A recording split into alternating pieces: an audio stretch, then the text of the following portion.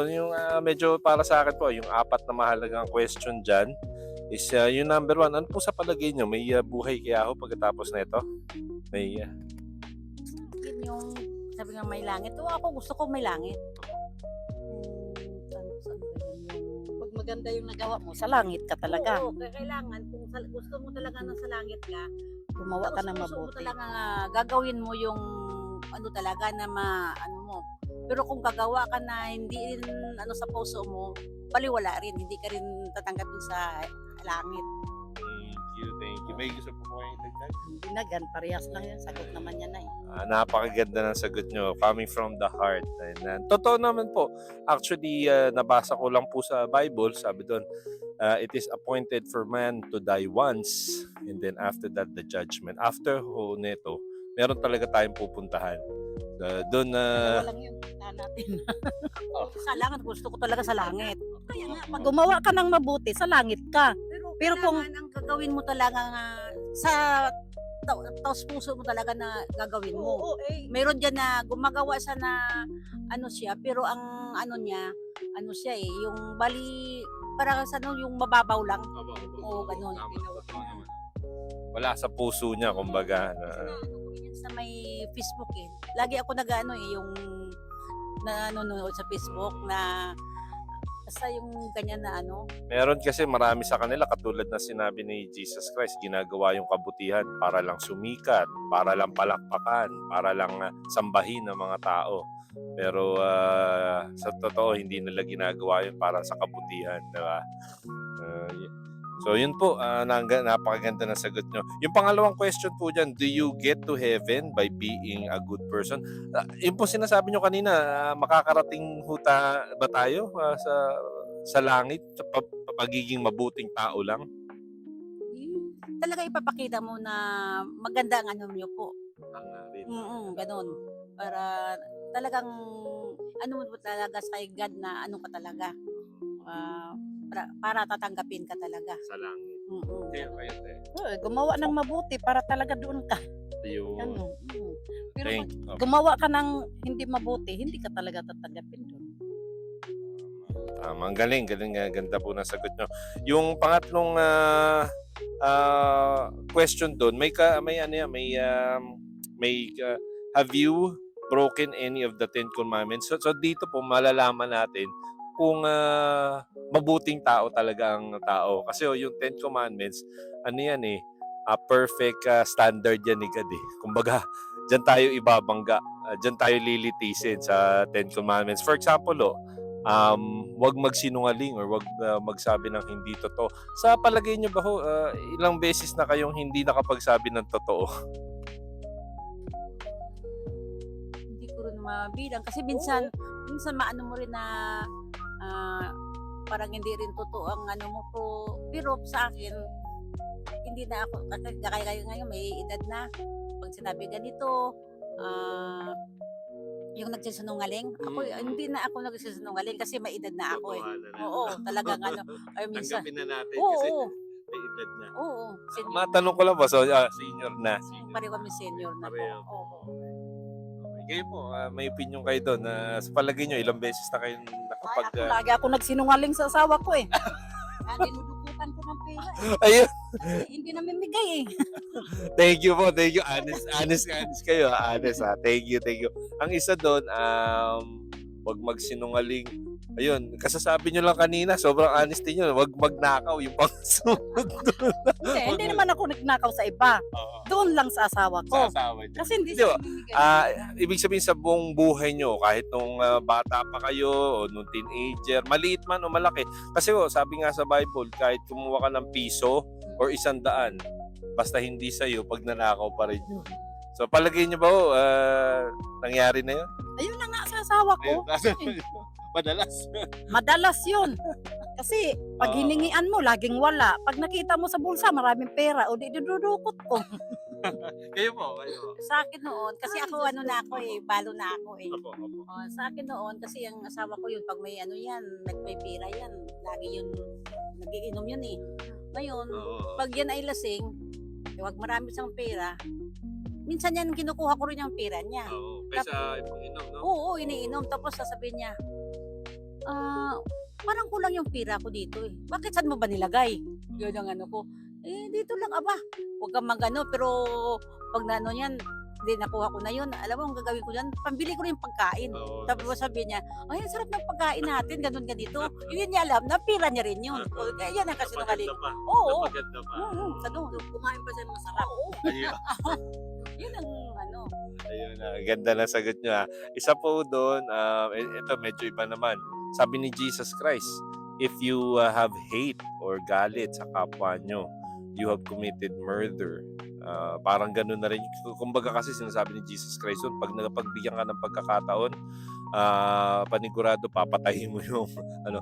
Ibig sabihin no, hatred pa lang, alam na ng Diyos yan. Nagkaroon na ba ho kayo ng hatred or galit sa puso nyo? Minsan, ganun nga. Oo. Kagaya sa anak ko nga, Yun. talagang galit ka talaga ako sa kanya sa ginawa niya sa apo ko.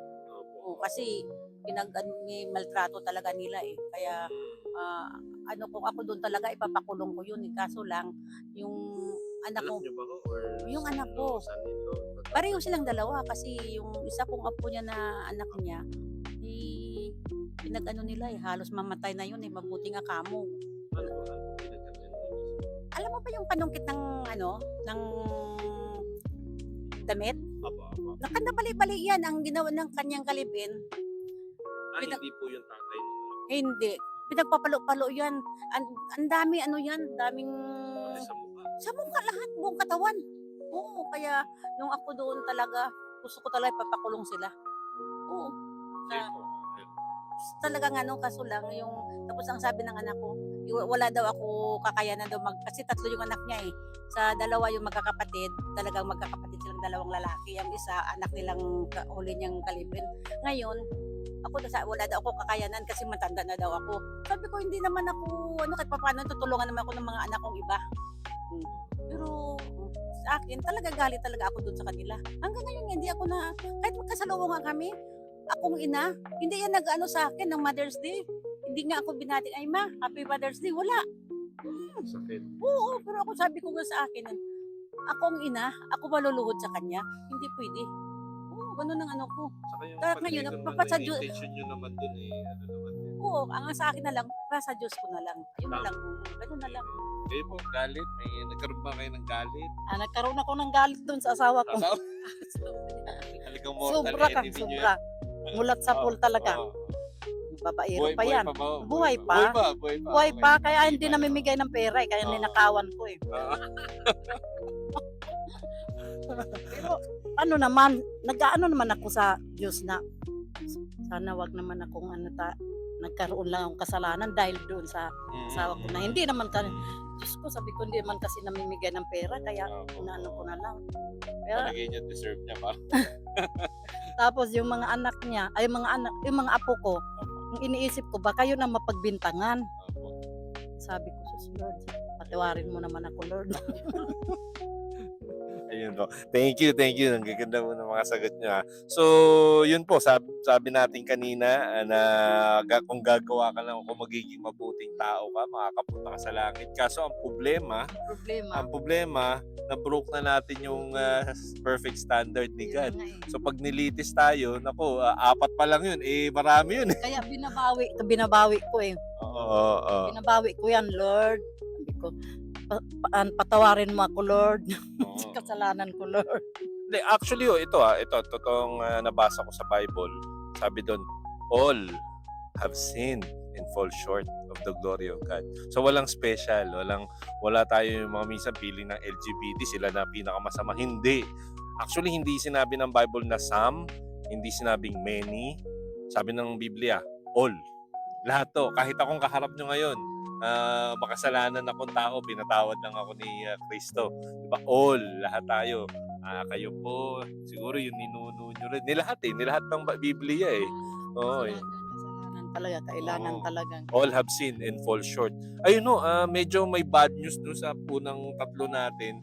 Ngayon ho, yung pang-4 na tanong, why did Jesus die on the cross? Sa palagay nyo, bakit to namatay si Kristo sa krus? Lagi natin nakikita. Sorry po, ano pong religion nyo or belief? Katoliko. Ganun din. Ayun po, lagi nyo nakikita siguro yan na nakapako si Kristo doon. Pero ang isa ho sa mga tanong doon, alam ba ho natin kung ba't siya namatay doon, ba't siya naipako?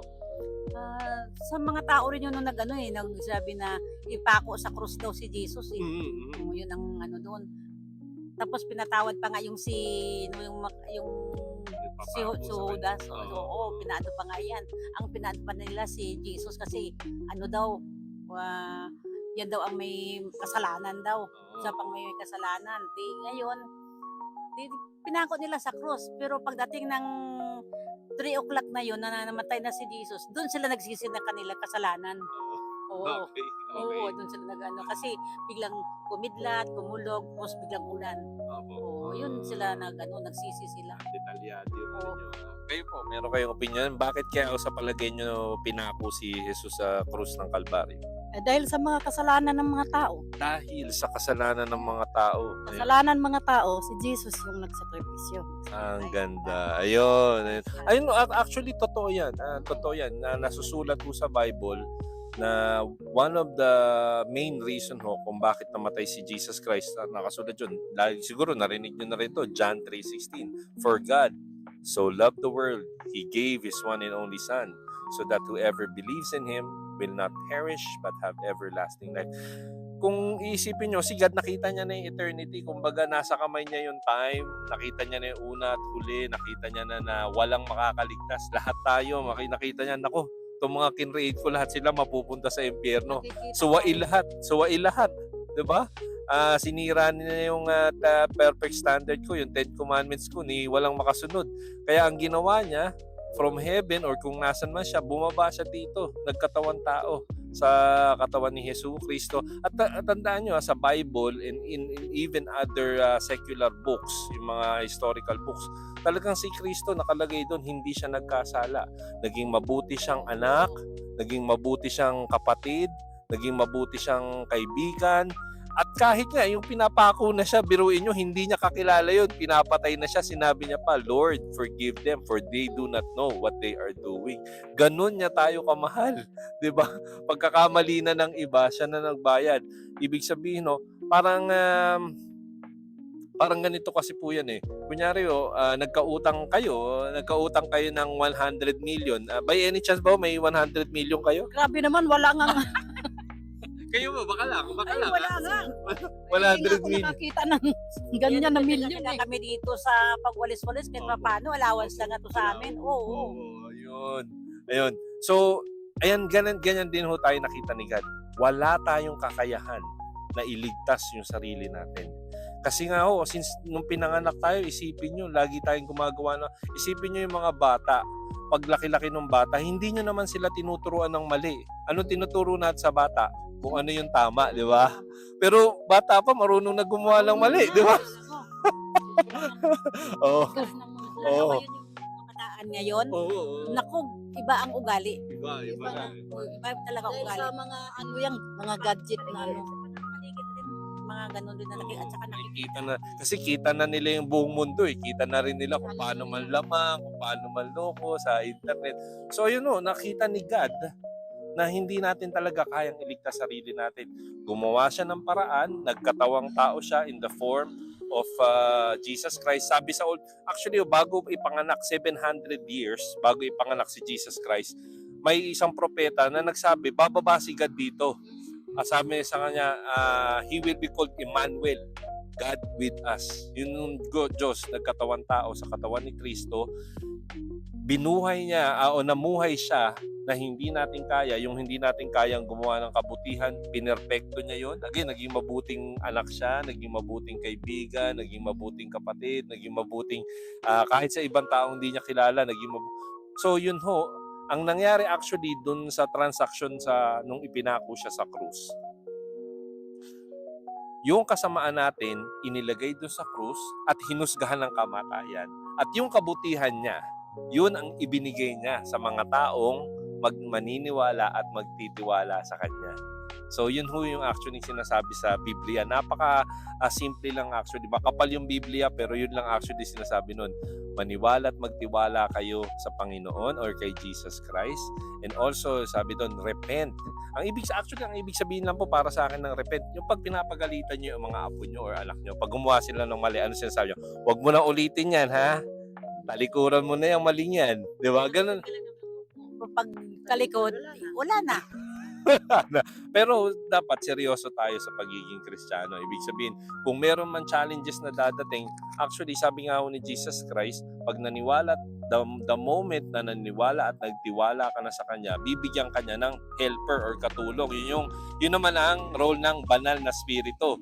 Yung banal na spirito ang magbibigay sa'yo, sabi niya, bibigyan niya na ng love, joy, peace, patience, kindness, goodness, gentleness, and self-control.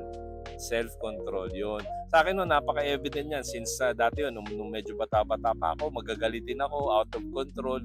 Pero since the moment na naniwala at nagtiwala na ako kay Jesus Christ, somehow, nagkakaroon na ako ng conviction na huwag magalit, agad-agad. Kasi dati, ganun ko nakita eh. Ganun ko nakita. Kala ko tama yun at okay lang yun napakita kong barumbado eh. Pero mali pala yun. Tapos, isa pa, yung love and joy and peace. Sabi ni Jesus Christ, magkakaroon kanyang peace, lalo-lalo na sa gitna ng mga problema ng buhay nyo. Di ba makikita ng mga tao na kahit anong pinoproblema nyo, ano lang kayo, panatag lang ang loob nyo. Wala ng pera, wala ng makain, ang laki ng problema. Ang laki ng problema ngayon sa gobyerno. Pero tayo, ano lang, pero lahat po yan manggagaling sa banal na spirito. Yan, no, gagabayan tayo ng banal na spirito. So sana po, kung may time kayo, you can come to God. Again, pag tayo kasi nagdadasal, tayo yun may sinasabi sa Diyos. Ang tanong, paano siya sumasagot? Isang paraan paano siya sumasagot kung ano yung nasusulat sa Biblia. Ang kasabi nga yung Biblia, salita ng Diyos yan. Yun siya, may sinasabi siya sa iyo. Tapos pag tayo nagdadasal, yun tayo may sinasabi sa Kanya. Pag may time kayo, pwede kayong magdasal muna, tapos magtingin-tingin kayo, meron hong Bible sa cellphone, yan, may Tagalog, may Espanyol, kung paano nyo kailangan, para lang marinig nyo yung salita ng Diyos na, kasi kumbaga, binigay sa atin yung Bible, kung parang pag bumili kayo ng TV, merong merong manual, di ba? Oo.